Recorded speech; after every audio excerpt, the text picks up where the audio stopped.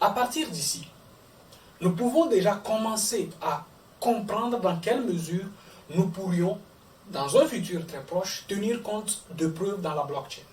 On pourrait d'ailleurs dire qu'on va donc couper la poire en deux. On pourrait, par essence, considérer que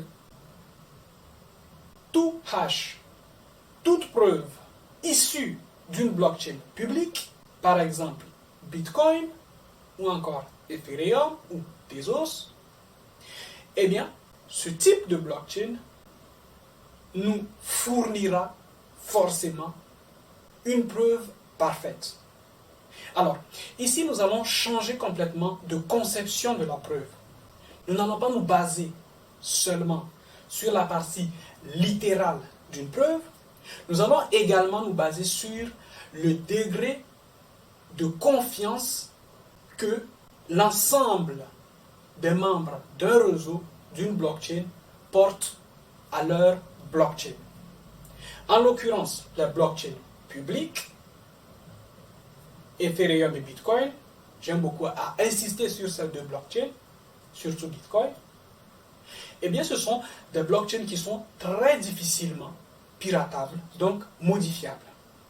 Donc, si nous mettons de côté nos querelles sur la nature littérale, en supposant tout simplement que le hash en lui-même est une autre forme d'expression littérale, ce qui va être intéressant et important pour nous sera de savoir que, à un moment de l'histoire, à un moment de besoin, j'ai par exemple laissé une preuve de propriété privée, par exemple de droit d'auteur, ou alors d'achat d'une maison, dans une blockchain publique.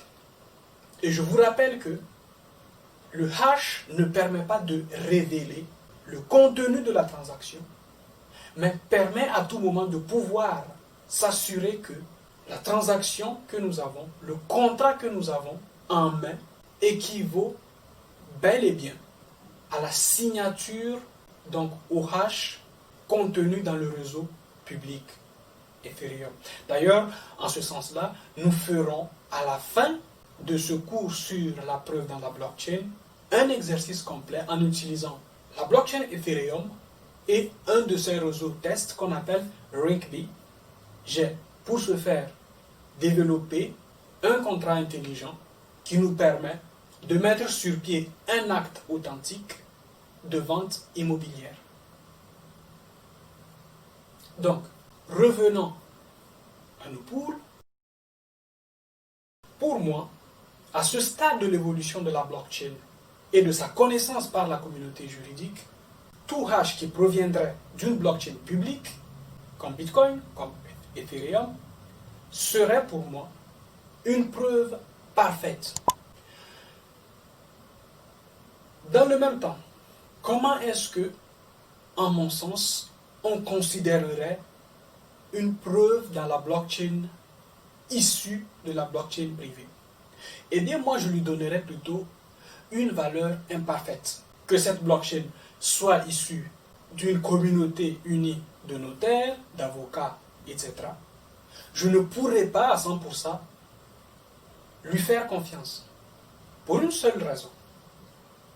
Dans la sphère de la blockchain, dans la sphère des cryptoactifs, le plus important, ce n'est pas les statuts ou le statut du validateur de la transaction, mais plutôt la capacité à pouvoir protéger, sécuriser au maximum la transaction.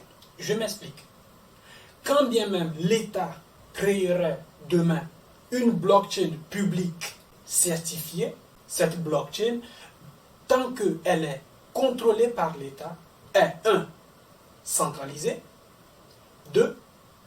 Vulnérable à tout moment à une attaque extérieure qui viendrait à modifier radicalement les transactions, les données présentes dans la blockchain sous forme de transaction.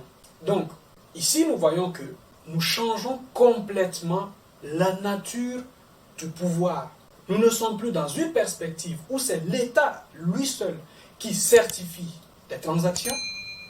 Ce temps est passé avec la configuration liée au papier. Nous sommes dans un temps où c'est plutôt la masse de personnes derrière un événement technologique qui peuvent seuls ou bien qui peut seul certifier de l'authenticité des transactions de la technologie.